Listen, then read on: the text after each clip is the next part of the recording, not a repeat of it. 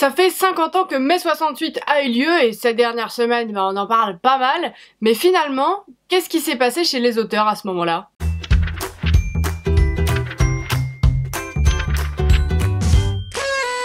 Bonjour et bienvenue, ici votre beau vieux Jeannot. Aujourd'hui j'avais envie de vous faire une petite vidéo sur mai 68 et les conséquences que ça a eu dans la littérature, parce que c'est vrai qu'on en parle beaucoup comme un moment de très forte contestation, mais c'est aussi un moment de révolution culturelle. Et ça a eu sa petite influence dans le monde de l'écriture. Mai 68 c'est un moment où la littérature elle va être beaucoup remise en question, et c'est vrai que on n'en parle pas tant que ça, c'est souvent remis au second plan, parce qu'à l'époque il y a plein de gens qui se disaient bah oui mais la littérature on s'en fout, c'est pas pour ça qu'on est en train de gueuler en ce moment, non.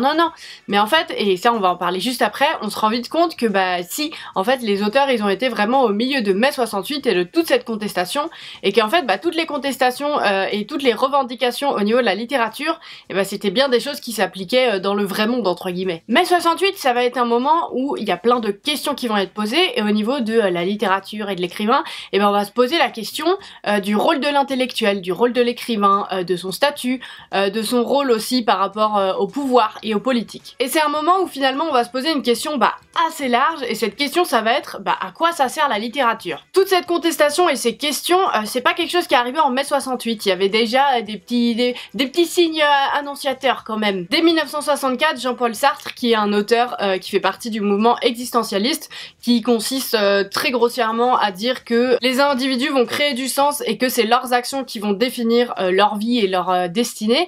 Et dès ce moment-là, lui il avait déjà refusé un prix Nobel et il se posait la question de la place de l'auteur, tout simplement. Donc vous vous imaginez bien qu'en mai 68, Jean-Paul Sartre, lui, il était au taquet. Et puis d'un autre côté, on a aussi Aragon qui va beaucoup soutenir le mouvement étudiant. Lui, il fait plutôt partie du mouvement surréaliste, donc il est contre l'ordre établi, contre la bourgeoisie, et il est pour que finalement ce qui est de l'importance dans notre vie, c'est le désir et les passions. Et c'est vrai qu'on va avoir finalement cette opposition entre deux auteurs où Aragon, lui, il va pas être très bien reçu par la contestation étudiante, parce qu'on lui reproche d'être proche du parti communiste, et le parti communiste soutient pas vraiment mai 68. Donc on lui reproche un peu tout ça. Et de l'autre côté, on va avoir Sartre qui lui va être très bien accueilli par la contestation étudiante, et c'est surtout parce qu'il va accepter de se mettre en retrait.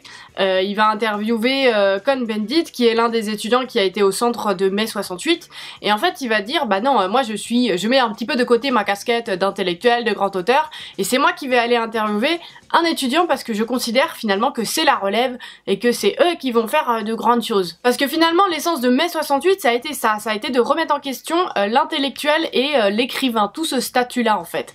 Et c'est vrai que quelque part les écrivains qui ont accepté de rejoindre mai 68, ils s'auto-détruisaient un petit peu quelque part, puisqu'ils disaient ok tout le monde peut écrire, l'écrivain n'est plus au-dessus de tout le monde. Et finalement d'accepter de faire partie de cette énorme contestation, c'est d'accepter d'avoir une toute petite place dans une parole généralisée et de plus se poster comme grand intellectuel. C'est aussi un moment où les formes d'écriture vont beaucoup être bouleversées. Il y a des gens qui sont pour la destruction complète du livre, et en fait il va y avoir une sorte de littérature de rue où ça va être des tracts, des pétitions, il y a beaucoup de revues en fait qui vont être créées, et donc c'est un moment où il y a plein de nouvelles formes d'écriture. C'est vrai qu'on parle beaucoup d'écriture généralisée où justement comme on essaye de casser l'image de l'auteur, tout le monde peut se mettre à écrire sur les murs partout, le but c'est d'écrire finalement un maximum. Et l'un des acteurs de mai 68 dans cette révolution culturelle, ça va être le comité d'action étudiant-écrivain dont fait par exemple partie Marguerite Duras, et eux ils sont justement pour que tout le monde puisse écrire, donc il y a aussi la revendication que tout devienne anonyme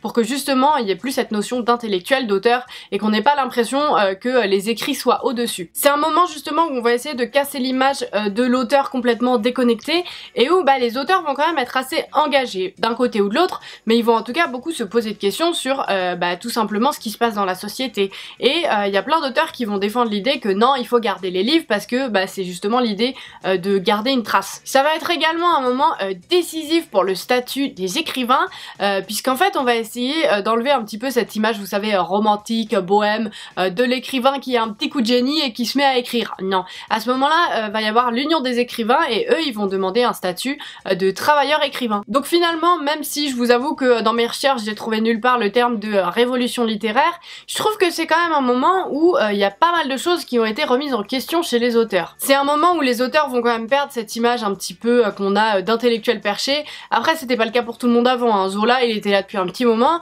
et il était bien engagé. C'est pas ce que je veux dire, mais c'est que vraiment c'est un moment généralisé où les auteurs vont quand même s'engager. Et finalement l'héritage de mai 68 qu'on a aujourd'hui, j'ai l'impression que c'est le fait qu'on ait envie que les écrits soient une trace de notre histoire, que ce soit aussi ancré dans le réel et que finalement les auteurs aient ce côté engagé quoi. C'est donc tout ce que j'avais pour vous aujourd'hui, j'espère vraiment que ça vous aura plu. Je vous avoue que ça m'intéressait vraiment d'essayer de voir ce qui s'était passé au niveau de la littérature en mai 68 parce que de prime abord j'ai eu un peu de mal à trouver des choses. Si vous en voulez un petit peu plus et que le sujet vous passionne, je vous conseillerais très fortement de lire le mai 68 des écrivains.